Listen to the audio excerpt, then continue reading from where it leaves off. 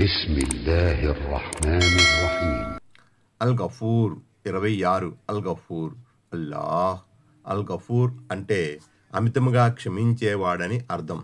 మనమంతా ఆయన సృష్టితాళమే కాబట్టి మనందరి పట్ల ఎంతో దయతో కనికరంతో మెలుగుతాడు ఆయన. తెలిసి తెలియక చేసిన మన చిన్న చితకా తప్పుల్ని ఆయన అమిత క్షమాగుణంతో క్షమిస్తున్నాడు. కొన్నిసార్లు మన తప్పుల్ని నమోదు చేయకుండా దైవదూతల కళ్ళు కూడా కప్పుతున్నాడు ఆయన. ఒక్కోసారి మనం చేసిన పొరపాటుకు స్వయంగా మన ఆత్మ మనస్సే చేదరించుకుంటాయి. మన పట్ల ఉన్న ఆయన దయాగుణం క్షమాగుణంతోనే ఆయన మనల్ని క్షమించి ఆదరిస్తున్నాడు. అంతా ఆయన చలువ. క్షమించమని సిఫార్సు చేసే శక్తి ఎవరిలోనూ లేదు.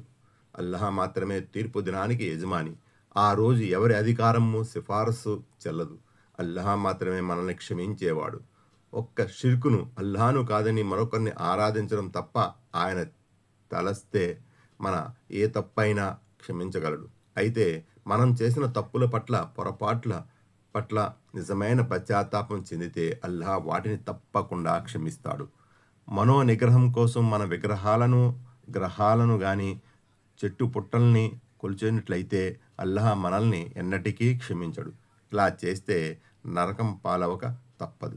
జీవితపు చర్మాంకంలోనైనా మన తప్పును తెలుసుకుని అల్లాహ్ వైపు మరలి ఆయన్ని మాత్రమే నమ్ముకుని ఆయన్ని మాత్రమే విశ్వసిస్తే తప్పకుండా మనల్ని క్షమించే అవకాశం ఆశ ఉంది. అల్లాహ్ ధర్మాన్ని స్వీకరించడంలో ఎవరి పట్ల ఎలాంటి బలాత్కారము లేదు. ఆలోచన అవగాహనతో మాత్రమే మనిషిలో పరివర్తన రావాలి. అలాంటి పరివర్తన కోసం ప్రవర్తన కోసం అల్లాహ్ మన కొరకు దివ్య గ్రంథం ఖురాన్ ప్రవక్త ముహమ్మద్ సల్లల్లాహు అలైహి వసల్లంను పంపాడు. ఆరాధనకు అర్హులు ఎవరు అనే విషయాన్ని ఖురాన్ ద్వారా ప్రవక్త సల్లల్లాహు అలైహి వసల్లం సాంప్రదాయం ద్వారానే మనకు తెలిసింది. ప్రవక్త సల్లల్లాహు అలైహి వసల్లం జన్మించక ముందు ప్రజలు 300కు పైచీలకు విగ్రహాలను పూజించేవారు. వారి కోరికల పరిపూర్తి కొరకు వారి క్షమించబడటానికి అల్లాహ్తో సిఫార్సు చేయమని విగ్రహాలను ఆరాధించేవారు ఆనాటి అరబ్బు నివాసులు. తీర్పు దినాన విగ్రహాలు కానీ మరే పుణ్యపురుషులు కానీ మనల్ని రక్షించలేరని, మనం చేసుకున్న సత్కర్మలు సదాచరణలే పనికి వస్తాయని ప్రవక్త సల్లల్లాహు అలైహి వసల్లం ఏనాడో చాలా విపులంగా సెలవిచ్చారు.